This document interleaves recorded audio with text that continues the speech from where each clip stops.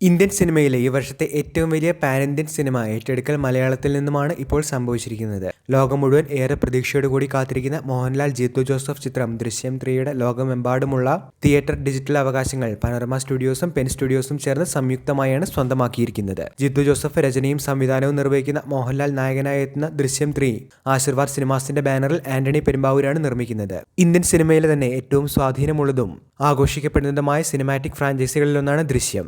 സമകാലിക സിനിമകളിൽ ഏറ്റവും ആകർഷകവും വ്യാപകമായി ചർച്ച ചെയ്യപ്പെടുന്ന ഫ്രാഞ്ചൈസികളിലൊന്നായി ഇന്നും തുടരുന്നുണ്ട് ദൃശ്യം. റെക്കോർഡ് ഭേദിച്ച ബോക്സ് ഓഫീസ് നാഴികക്കല്ലുകൾ നേടിയതിനൊപ്പം അസാധാരണമായ പിന്തുണയാണ് സിനിമയ്ക്ക് ഇതുവരെ ലഭിച്ചിട്ടുള്ളത്. നിരവധി പ്രശംസകളാണ് ദൃശ്യം റീമേക്കുകൾക്കും ലഭിച്ചിരുന്നത്. പനോരമ സ്റ്റുഡിയോസ് നിർമ്മിച്ച ഹിന്ദി പതിപ്പായ അഭിഷേക് പഥക് സംവിധാനം ചെയ്ത ദൃശ്യം 2 ഉൾപ്പെടെ വലിയ പ്രേക്ഷക പിന്തുണ നേടുകയുണ്ടായി. പനോരമ സ്റ്റുഡിയോസിനെ സംബന്ധിച്ചിടത്തോളം ഈ ഏറ്റെടുക്കൽ ഏറെ വൈകാരികവും അതിപ്രാധാന്യമുള്ളതുമാണെന്ന് പനോരമ സ്റ്റുഡിയോസിന്റെ ചെയർമാൻ കുമാർ മങ് പഥക് പറഞ്ഞിരുന്നു. ദൃശ്യം ഒരു സിനിമ എന്നതിനേക്കാൾ അപ്പുറത്താണ്. ഇന്ത്യൻ സിനിമയ്ക്ക് ഇത് ഒരു സ്വയം പരിവർത്തനത്തിന്റെ സമയമാണ്. യഥാർത്ഥ മലയാളം ഫ്രാഞ്ചൈസിയുടെ ലോകമെമ്പാടുമുള്ള ഈ അവകാശങ്ങൾ നേടിയെടുക്കുന്നത് ഞങ്ങൾക്ക് അഭിമാനകരവും വൈകാരികവുമായൊരു നിമിഷമാണ്. ഞങ്ങളുടെ ആഗോള വിതരണ മേഖലയിലെ ആധിപത്യം ഉപയോഗിച്ച് ദൃശ്യം 3യെ ഇന്ത്യയിലെ ഏറ്റവും വലിയ അന്താരാഷ്ട്ര റിലീസുകളിലൊന്നായി മാറ്റാനായി സാധിക്കുന്നു എന്നാണ് പനോരമ സ്റ്റുഡിയോസിന്റെ ചെയർമാൻ പ്രതികരിച്ചത്.